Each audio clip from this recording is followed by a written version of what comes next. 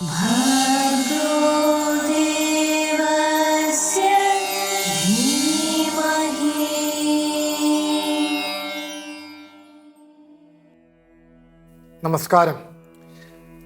1931 മുതൽ 45 വരെയുള്ള കാലഘട്ടത്തിൽ നമ്മുടെ പ്രൊഫസർ PC ദേവസ്യ സാറ് തൃശ്ശൂരിലെ സെൻറ്റ് തോമസ് കോളേജിൽ മലയാളം ലെക്ചററായി സേവനം അനുഷ്ഠിച്ചു വരുന്നു.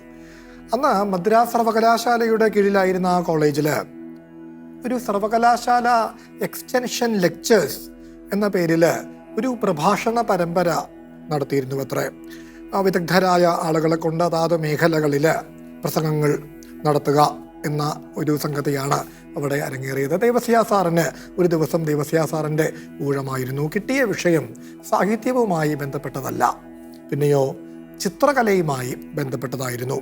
കലയുടെ വളർച്ചയിൽ ഇംപ്രഷനലിസം, ക്യൂബിസം എന്നിവ വഹിച്ച പങ്കിനെ കുറിച്ചായിരുന്നു ദേവസ്യ സാറിന് സംസാരിക്കേണ്ടിയിരുന്നത്.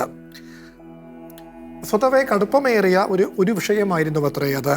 എന്നാൽ ദേവസ്യ സാർ അവിടെ കൂടിയിരുന്നവർക്കെല്ലാം ആസ്വാദികരമാറ് തൻ്റെ പ്രസംഗം നടത്തി.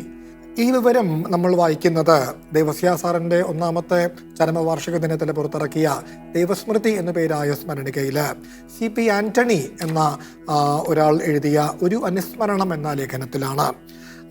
അതിലദ്ദേഹം പറയും, ചിത്രകലയുടെ ചരിത്രവും വളർച്ചയും സാമാന്യമായി പ്രതിപാദിച്ചതിന് ശേഷം ദേവസ്യ സാറ് ഗ്രീക്ക്, ഇറ്റാലിയൻ രീതിയിൽ നിന്ന് തുടങ്ങി ഇംപ്രഷനലിസത്തിലേക്കും ക്യൂബിസത്തിലേക്കുമുള്ള വളർച്ചയുടെ വിവിധ ഘട്ടങ്ങളെക്കുറിച്ച് പ്രസ്താവിച്ചു അത്രേ.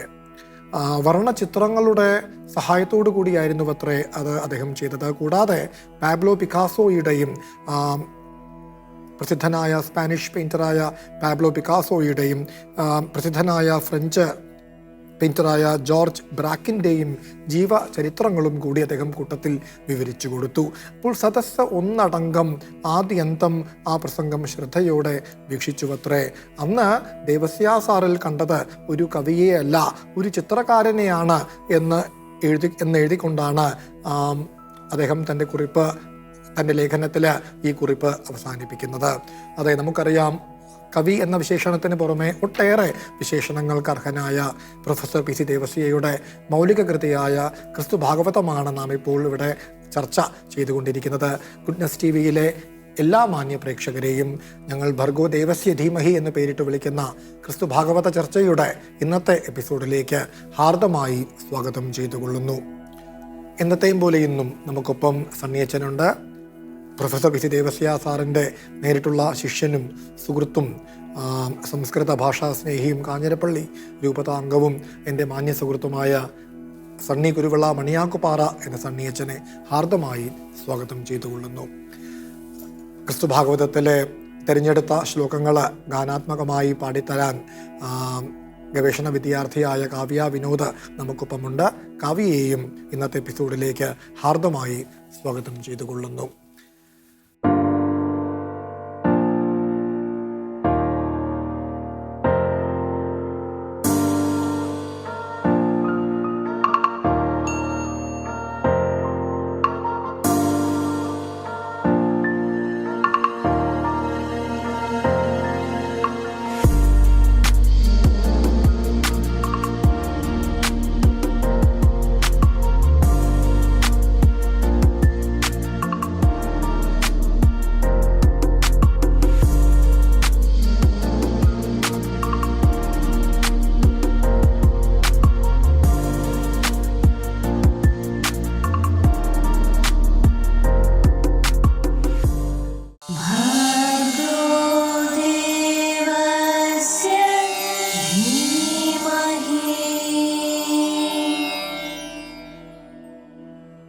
നമ്മുടെ ദേവസ്യ സാർ എന്ന ചിത്രകാരനെ വെളിവാക്കുന്ന ഒരു സംഗതി നമ്മൾ അതോർത്തുകൊണ്ടാണ് നമ്മൾ ഇന്നത്തെ എപ്പിസോഡ് ആരംഭിച്ചത്.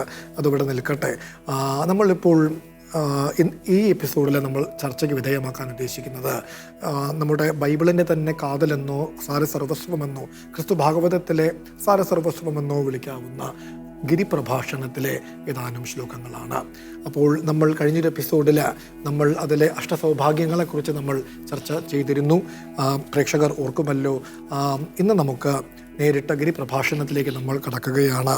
അപ്പോൾ ഈശോയുടെ വചനങ്ങൾ അതിലെ വളരെ പ്രസിദ്ധമായ അതിലെ എല്ലാം തന്നെ തുല്യമായ പ്രസിദ്ധി ഉള്ളവയാണ്. നമുക്ക് ഏത് തിരഞ്ഞെടുക്കണം, ഏത് കളയണമെന്ന് ആശയക്കുഴപ്പമുണ്ടാക്കുന്നവയാണ് അവ നോക്കുമ്പോൾ എല്ലാം തന്നെ.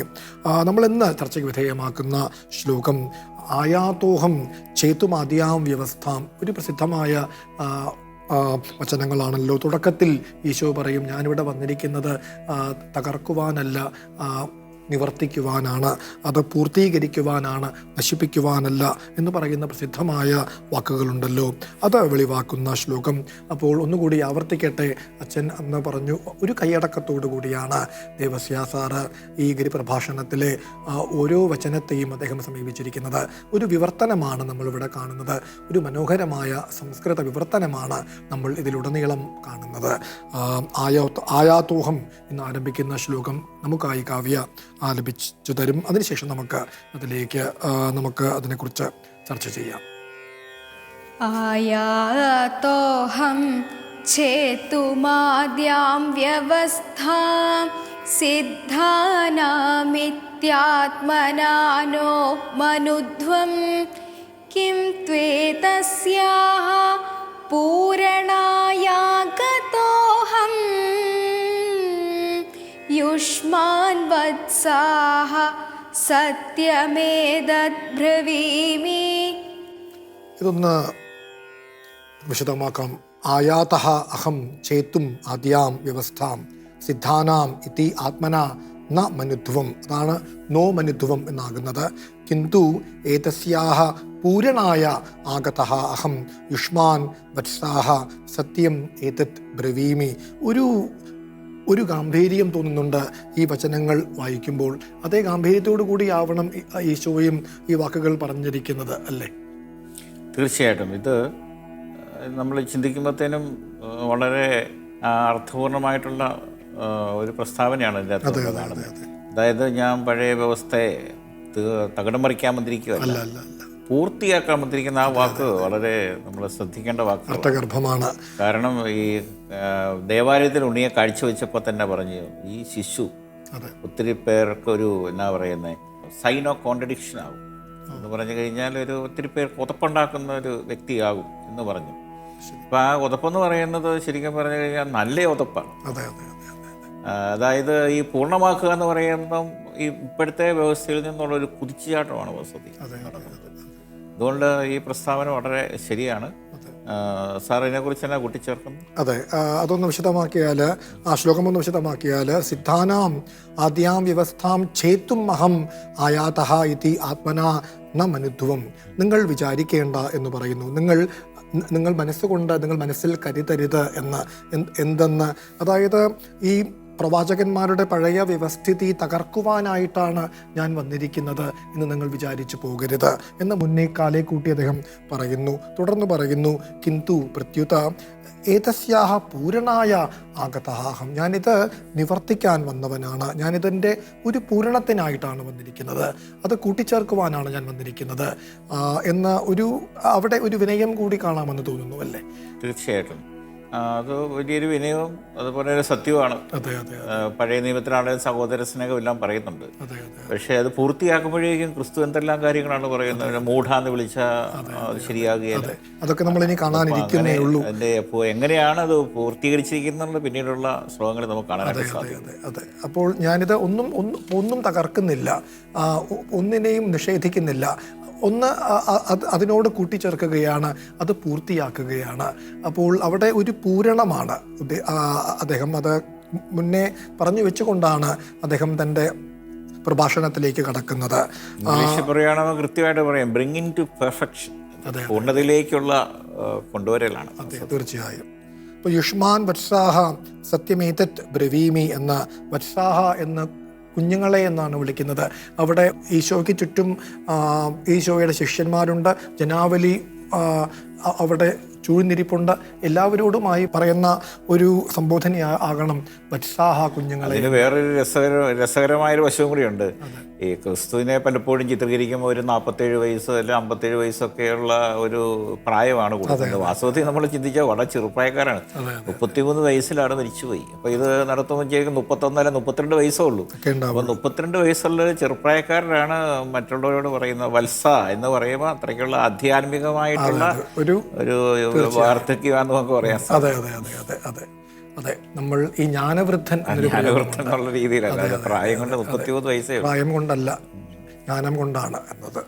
അപ്പോൾ വത്സാഹ എന്ന് വിളിച്ചുകൊണ്ട് പറയുന്നു, യുഷ്മാൻ ഏതത്ത് സത്യം ബ്രവീമി എന്ന ഈ സത്യം ഞാൻ നിങ്ങളോട് പറയുന്നു എന്ന് പറഞ്ഞുകൊണ്ടാണ് അദ്ദേഹം തൻ്റെ പ്രഭാഷണത്തിലേക്ക് കടക്കുന്നത്. നമുക്ക് ചില പ്രസക്തമായ ശ്ലോകങ്ങളിലേക്ക് നമുക്ക് കടക്കാം. അതിൽ ഒന്ന് നമ്മുടെ ഇപ്പോൾ അച്ഛൻ തുടങ്ങി വെച്ചുവല്ലോ, അതായത് കൊല്ലരുത്, അത്തരം കാര്യങ്ങളെക്കുറിച്ചാണ്. അങ്ങനെയാണ് അവിടെ നിർദ്ദേശമെങ്കിൽ ഈശോ അതെ ഈശോ അതിലേക്ക് ഉള്ളിലേക്ക് ഇറങ്ങിച്ചെന്ന് അതിനെ പൂർണ്ണതയിലേക്ക് കൊണ്ടുവരുന്നത് എങ്ങനെയാണെന്നാണ് അതെ നമ്മൾ അതിലേക്ക് കാണാൻ പോകുന്നത്. മാ കാർഷീസ്ത്വം എന്നാരംഭിക്കുന്ന ശ്ലോകമാണ് നമ്മൾ അടുത്തത് ചർച്ചയ്ക്ക് വിധേയമാക്കുക. 14ാമത്തെ ശ്ലോകമാണ്. നമുക്കായി കാവ്യാത് ആലപിച്ചു തരും. മാ കാർഷീസ്ത്വം മർത്യഹിംസാം ശ്രുതം തത് യുഷ്മാഭിര്യോ മർത്യഹിംസാം കരോതി ധർമാസ്ഥാനേ നാസ്തി നൂനം സദണ്ഡ്യഃ പ്രാചീനൈഃ പ്രഖ്യാപിതം ശാസനം തത്. ഇതൊന്ന് വിശദമാക്കാം അച്ഛാ. അതായത് മാ കാർഷീഹി ത്വം മർത്യഹിംസാം ശ്രുതം തത് യുഷ്മാഭിഹി യഹ മർത്യഹിംസാം കരോതി. ത്വം മർത്യഹിംസാം മാ കാർഷീഹി, നീ മർത്യഹിംസ നടത്തരുത്. വളരെ ലളിതമായി പറഞ്ഞാൽ നീ കൊല്ലരുത്. എന്നിട്ട് അദ്ദേഹം പറയുന്നു, യഹ മർത്യഹിംസാം കരോതി സഹ ധർമാസ്ഥാനേന നൂനം ദണ്ഡ്യഹാസ്തി.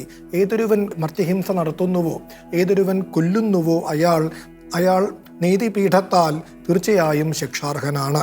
ഇത് നിങ്ങൾ കേട്ടിട്ടുണ്ടല്ലോ എന്ന്. തത് യുഷ്മാഭിഹി ശ്രുതം, അത് നിങ്ങൾ മുമ്പ് കേട്ടിട്ടുണ്ടല്ലോ എന്ന്. തത് പ്രാചീനൈഹി പ്രഖ്യാപിതം ശാസനം, അത് പ്രാചീനന്മാർ പ്രഖ്യാപിച്ച ശാസനമാണ്. ഇതിലാണ് ഈശോ ഒരു പൂരണം നടത്തുന്നത്, ഒരു പുതുക്കൽ നടത്തുന്നത്. അല്ല, കൊല്ലുക എന്നിടത്തോളം പോണോ? അതിന് താഴെ എത്രയോ സംഗതികളുണ്ടല്ലോ എന്ന മട്ടിലാണ് അദ്ദേഹം തുടർന്ന് പറയുന്നത്. ബ്രവീമി യുഷ്മാനിഹ എന്നാരംഭിക്കുന്ന അടുത്ത ശ്ലോകം കൂടി കേൾക്കുമ്പോൾ കൂടുതൽ വ്യക്തമാകുമല്ലോ. അടുത്ത ശ്ലോകവും കാവ്യ നമുക്കായിട്ട് ആലപിച്ചു തരും. ബ്രവീമി യുഷ്മാനിഹ ചേദഹേതോ യകുപ്യതി സ്വീയ സഹോദരായ ധർമാസനേ നാസ്തി സദണ്ഡനീയഃ സഭാതലാദ് സോദരനിന്ദകശ്ച. അച്ഛാ, ഇത് കൂടി ഒന്ന് വിശദമാക്കാം. ബ്രവീമി യുഷ്മാൻ ഇഹ ചേത് അഹേതോഹു യഹ കുപ്യതി സ്വീയ സഹോദരായ ധർമാസനേന അസ്തി സഹ ദണ്ഡനീയ സഭാതലാത് സോദര നിന്ദകശ്ച എന്ന്. അപ്പോൾ ഈശോ പറയുന്നു, ഞാൻ നിങ്ങളോടായി പറയട്ടെ, അഹം യുഷ്മാൻ ബ്രവീമി. നിങ്ങൾ പ്രാചീനന്മാർ പറഞ്ഞ സംഗതി കേട്ടുവല്ലോ, കൊല്ലരുത് എന്നാണ് അവർ പറഞ്ഞത്. അത്രത്തോളമൊന്നും പോകേണ്ട, അതിന് താഴെ എത്രയോ സംഗതികളുണ്ടെന്നും എന്ന മട്ടിൽ, കൊല്ലുന്നതിനെ കുറിച്ചൊക്കെ ചിന്തിക്കുകയോ എന്ന മട്ടിൽ അദ്ദേഹം പറയുന്നു, ഞാൻ നിങ്ങളോടായി പറയട്ടെ, ഇവിടെ യഹ ഏതൊരുവൻ അഹേതോഹോ അകാരണമായി സ്വീയ സഹോദരായ കുപ്പിയതി സ്വന്തം സഹോദരനോട് കോപിക്കുന്നുവോ ദേഷ്യപ്പെടുന്നുവോ സഹ ധർമാസനേന സോദര നിന്ദക സഭാതലാത് ദണ്ഡനീയ അസ്തി. അയാൾ ശിക്ഷയ്ക്ക് അർഹനാണ്, അയാൾ ശിക്ഷാർഹനാണ്, അയാൾ ശിക്ഷിക്കത്തക്കവനാണ്, ദണ്ഡിക്കത്തക്കവനാണ്. ധർമാസനേന ധർമാസനത്താൽ ശിക്ഷിക്കത്തക്കവനാണ്. സോദര നിന്ദകൻ എന്നാണ് ഈശോ അയാളെ വിളിക്കുന്നത്, സോദരനെ നിന്ദിക്കുന്നവനെന്ന്. ആ സോദര നിന്ദകൻ ഈ ധർമാസനത്താൽ മാത്രമല്ല സഭാതലത്തിൽ നിന്നുള്ള ശിക്ഷയ്ക്കും അയാൾ അർഹനാണ് എന്ന്. അപ്പോൾ കൊല്ലുന്നതൊക്കെ എവിടെ കിടക്കുന്നു എന്ന മട്ടിലാണ് ഈശോ പറയുന്നത്. കോപിച്ചാൽ പോലും അത്രത്തോളം അതുപോലും പാടില്ല എന്നാണ് അവിടെ അദ്ദേഹത്തിൻ്റെ സങ്കല്പം. ഇവിടെ അപ്പോൾ അത്രത്തോളം ഒരു ഒരു ഒരു ആദർശ ധീരത, അത്രത്തോളം ഒരു സൗമനസ്യം പുലർത്തണം എന്നായിരിക്കുമല്ലോ അദ്ദേഹം ഉദ്ദേശിക്കുന്നത്. ഇവിടെ നമ്മൾ ഇന്നത്തെ സാഹചര്യമായിട്ട് ചിന്തിക്കുമ്പോഴേ ഇതൊക്കെ പ്രായോഗികമാണോ എന്ന് നമുക്ക് തോന്നിപ്പോകും. ഇടയ്ക്ക് നമ്മൾ കാണുന്ന സിനിമകളിൽ ഈ അടുത്ത കാലത്ത് ഒരു ഹിന്ദി ഫിലിം ഇറങ്ങിയ കണ്ടവരൊക്കെ പറഞ്ഞ കാണണ്ടായിരുന്നു, 19 പേരെയാണ് ഒരു നായകൻ തന്നെ കൊല്ലുന്നത് പല രീതിയിൽ. ഒരു മനുഷ്യ വയലൻസിന്റെ വയലൻസിന്റെ അതൊക്കെ വെച്ച് നോക്കുമ്പോൾ അതുപോലെ ഇന്ന് അതുപോട്ടെ, അത് സിനിമ എന്ന് വിചാരിച്ച എഴുതി തന്നെ. യുക്രൈൻ വാർ, യുദ്ധങ്ങൾ നടക്കുന്നു. അതുപോലെ തന്നെ എന്തെല്ലാം മറ്റു തരത്തിലുള്ള അക്രമങ്ങൾ ലോകത്തിൻ്റെ ഫലഭാഗത്ത് നടക്കുന്നുണ്ട്. അത് മാത്രമല്ല, നമ്മൾ പറയുന്നതനുസരിച്ച് സാങ്കേതിക വിദ്യയെ നമ്മൾ ഒത്തിരി പുരോഗമിച്ച് നമ്മളിപ്പോൾ എല്ലാവരും വലിയ കൊട്ടിഘോഷിച്ച് നടക്കുന്നതാണ് നിർമ്മിത ബുദ്ധി. ചാറ്റ് GPT അതുപോലെ തന്നെ ബാഡും ഒക്കെ ഇപ്പോൾ എല്ലാവരും വളരെ വലിയ ആവേശത്തോടെ സംസാരിക്കുന്നതൊക്കെയാണ്. പക്ഷേ അത് ശരിയാണ്, നമ്മൾ ഉപയോഗിക്കാൻ നമ്മൾ വിസ്മയം തോന്നുന്നത്. അത് ഇത്ര മനുഷ്യനെക്കാരും നല്ല ഭംഗിയായിട്ട് പല കാര്യങ്ങളും ചെയ്യുന്നുണ്ട്, ആ ഡൊമൈനിലാണ് ചെയ്യുന്നുള്ളെങ്കിലും എങ്കിലും ഈ കാലത്താണ് ഇതുപോലെ മനുഷ്യഹത്യ നടക്കുന്നത്. ഇത് ഉപയോഗിച്ചുകൊണ്ടാണ് യുക്രൈനും ഈ നിർമ്മിത ബുദ്ധി ഉപയോഗിച്ചുകൊണ്ടാണ് ഡ്രോണ്, നമ്മൾ നേരത്തെ ഒരു യുദ്ധത്തിനും കണ്ടില്ല, ഡ്രോൺ ഉപയോഗിച്ചുകൊണ്ട് എവിടെയാണ് ശത്രു സങ്കേതങ്ങൾ കണ്ടുപിടിക്കുന്ന കൃത്യമായിട്ടുള്ള സ്ഥലത്ത് കൊണ്ടുപോയിട്ട് ബോംബ് പൊട്ടിക്കുന്നു. അപ്പം നോക്കി ഇപ്പം ക്രിസ്തു പറഞ്ഞത് പ്രായോഗികമാണോ എന്ന് നമുക്ക് തോന്നിപ്പോകും. അത് പള്ളി പറഞ്ഞാൽ മതി എന്ന് പറയുന്ന രീതിയിൽ അത് ക്രിസ്തു പറയും അങ്ങനെയൊക്കെ കൊല്ലരുതെന്നുള്ളത് പോലും മനുഷ്യനിപ്പം അനുഷ്ഠിക്കുന്നില്ല. അപ്പം താഴേക്ക് പ്രായോഗികമാണോ എന്ന് നമുക്ക് ചിന്തിക്കാവുന്നതാണ്. പക്ഷേ ക്രിസ്തു പറഞ്ഞത് ഇന്നും പ്രായോഗികമാണ്. അതിന് പൂർണ്ണതയിലേക്ക് ക്രിസ്തു കൊണ്ടുവന്നിരിക്കുകയാണ്. അതിനപ്പുറത്തേക്ക് ലോകം പോയിട്ടില്ല, അതിൻ്റെ പകുതി പോലും വന്നിട്ടില്ല. സാങ്കേതികവിദ്യയുടെ വളർച്ച ഉണ്ടെങ്കിലും ധാർമ്മികമായ വളർച്ച ലോകത്തിൽ താഴോട്ടാവിക്കൊണ്ട്. അപ്പം അതുകൊണ്ടാണ് ഇത്രമാത്രം സാങ്കേതികവിദ്യ ഉണ്ടെങ്കിൽ എല്ലാവർക്കും സമാധാനമില്ല, എല്ലാവർക്കും നീതി കിട്ടുന്നില്ല, എല്ലാവർക്കും ജീവിക്കാനുള്ള അവകാശങ്ങൾ കിട്ടുന്നില്ല. അപ്പോൾ അതുകൊണ്ട് വാസ്തവത്തിൽ ഈ പൂർണ്ണതയിലേക്ക് നമ്മൾ ഒത്തിരി ഇപ്പോഴും കിടക്കുക, പഴയ നിയമത്തിൽ കിടക്കുകയാണ് ഇപ്പോഴും. അതിനേക്കാളും താഴെ മനുഷ്യൻ കിടക്കുകയാണ് ഈ സാങ്കേതിക വിദ്യയുടെ ഈ കാലഘട്ടത്തിൽ. അപ്പോൾ നമ്മളിത് വായിക്കുമ്പോൾ ഈശോ വളരെ കടത്തി പറഞ്ഞു പോകുമെന്ന് തോന്നും. അതായത് ഈ സഹോദരനോട് കോപിക്കരുത് എന്ന് പോലും പറയുന്നു എന്ന് പറയുമ്പോൾ എനിക്ക് തോന്നുന്നു, ഒരാശയം തോന്നുന്നത് തുടക്കം അവിടെ നിന്നാകുമല്ലോ.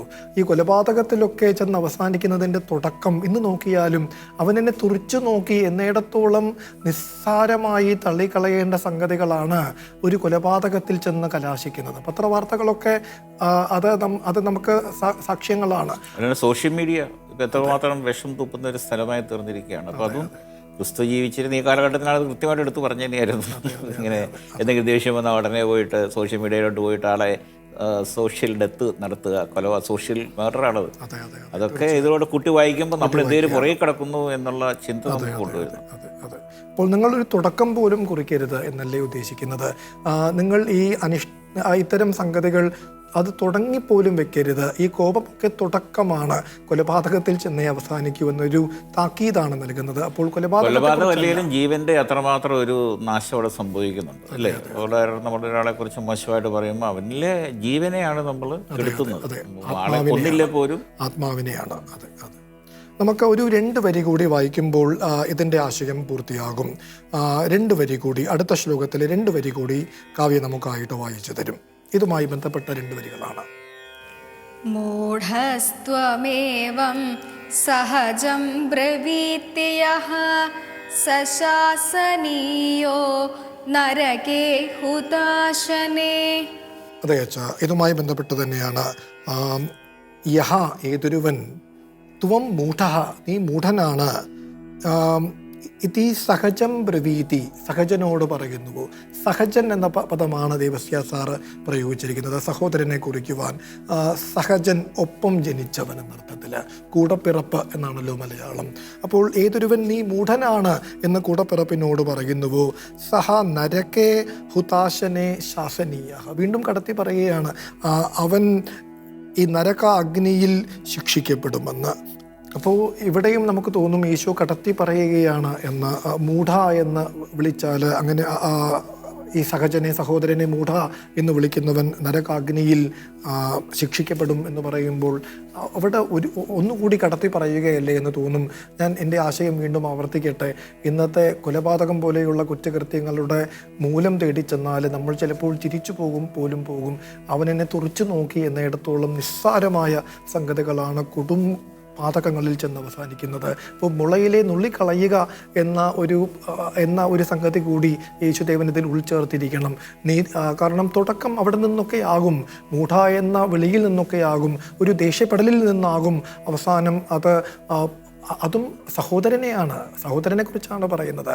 അപ്പോൾ ഒരു സഹോദരനെ മൂഢ എന്ന് വിളിക്കുന്നതിൽ നിന്നാവും ചിലപ്പോൾ അയാളുമായിട്ടൊരു ആജന്മ ശത്രുതയിലേക്ക് നീങ്ങുന്നതും, ചിലപ്പോൾ കൊലപാതകത്തിൽ ചെന്ന് കലാശിക്കുന്നതും. മുളകിലെ നുള്ളിക്കളയുക എന്ന ഒരു കാരണവരുടെ ഒരു കരുതലോടുകൂടിയാവണം ഈശോ ഇത്രയും കടത്തി പറഞ്ഞത് എന്ന് എനിക്ക് തോന്നുന്നു. എൻ്റെ അഭിപ്രായമാണ്. അതിനോടൊപ്പം ചേർത്ത് വായിക്കാനാണ് ക്രിസ്തു പറയുന്നുണ്ട്, ഞാൻ വന്നത് ജീവൻ ഉണ്ടാക്കാൻ സമൃദ്ധമായിട്ടുണ്ട്. പൂർണ്ണമായ ജീവൻ നമുക്ക് വേണമെന്നുണ്ടെങ്കിൽ, പൂർണ്ണമായ സന്തോഷം വേണമെന്നുണ്ടെങ്കിൽ സഹോദരനെ അങ്ങനെ വിളിക്കാൻ പാടില്ല. അങ്ങനെ ഒരു ചിന്തയുണ്ടെങ്കിൽ ആ ജീവന്റെ ആ സമൃദ്ധി അവിടെ ഉണ്ടാകത്തില്ല. അത് ജീവനിലേക്ക് സമൃദ്ധമായിട്ട് കൊണ്ടുവരാനായിട്ടുള്ള വഴികളാണ് ഇതിലൂടെ എല്ലാം ക്രിസ്തു വാസ്തവത്തിൽ പറയുന്നത്. അപ്പോൾ ഈ ഭ്രാതൃസ്നേഹത്തെ ഊട്ടി ഉറപ്പിക്കുന്ന കുറേ പദ്യങ്ങളാണ് ഇനിയും വരുന്നത്. നമുക്ക് ഈ 2 ശ്ലോകങ്ങൾ ഒന്നുകൂടി കാവ്യ ആലപിച്ചു കേൾക്കാം. അതായത് ഈ ആയാതോഹം എന്ന ആമുഖമായിട്ട് പറഞ്ഞിട്ട് ഈശോ പറയുന്നു, മാ കാർഷീസ്തുവം മർത്യഹിംസാം ശ്രുതം തത്, അതും ബ്രവീമി യുഷ്മാനിഹ ചെയ്ത ഹേതോ എന്നതും പിന്നെ അടുത്ത ശ്ലോകത്തിലെ 2 വരിയും ഇത്രയും കാവ്യ ഒരുമിച്ച് പാടി കേൾക്കുമ്പോൾ നമുക്ക് അർത്ഥം കൂടി വ്യക്തമാകുമല്ലോ. ആയാതോഹം ചേതുമാദ്യാം വ്യവസ്ഥാം സിദ്ധാനാമിത്യാത്മനാനോ മനുധ്വം കിം ത്വേതസ്യാഹ പൂരണായാഗതോഹം യുഷ്മാൻ വത്സാഹ സത്യമേതദ്ബ്രവീമി മാ കാർഷീസ്ത്വം മർത്യഹിംസാം ശ്രുതം തദ് യുഷ്മാഭിര്യോ മർത്യഹിംസാം കരോതി ധർമ്മസ്ഥാനേ നാസ്തി നൂനം സദണ്ഡ്യഃ പ്രാചീനൈഃ പ്രഖ്യാപിതം ശാസനം തത് ബ്രവീമി യുഷ്മാനിഹ ചേദഹേതോഃ യഃ കുപ്യതി സ്വീയ സഹോദരായ ധർമാസനേ നാസ്തി സദണ്ഡനീയഃ സഭാതലാത് സോദരനിന്ദകശ്ച മൂഢസ്ത്വമേവം സഹജം ബ്രവീതി യഃ സശാസനീയോ നരകേ ഹുതാശനേ. ഈ ക്രിസ്തു ഭാഗവതത്തിലെ ഏറ്റവും പ്രധാനപ്പെട്ട ഒരു ഭാഗമാണല്ലോ ഈ ഗിരിപ്രഭാഷണം. 2 സർഗങ്ങളിലായിട്ടാണ് അത് വ്യാപിച്ചു കിടക്കുന്നത്. അതിൽ ഇനിയും ഒട്ടേറെ നല്ല നല്ല ശ്ലോകങ്ങളുണ്ട്. അത് വരും എപ്പിസോഡുകളിൽ കാണാം. ഗുഡ്നസ് ടിവിയിലെ എല്ലാ മാന്യ പ്രേക്ഷകർക്കും നന്ദി, നമസ്കാരം.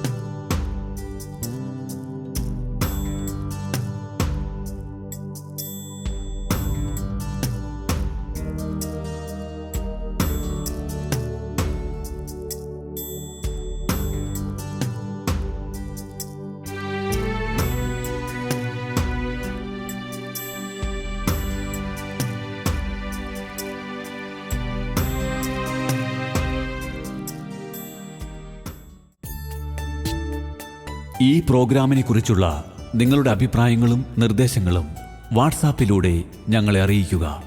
അറിയിക്കേണ്ട നമ്പർ 9074576022.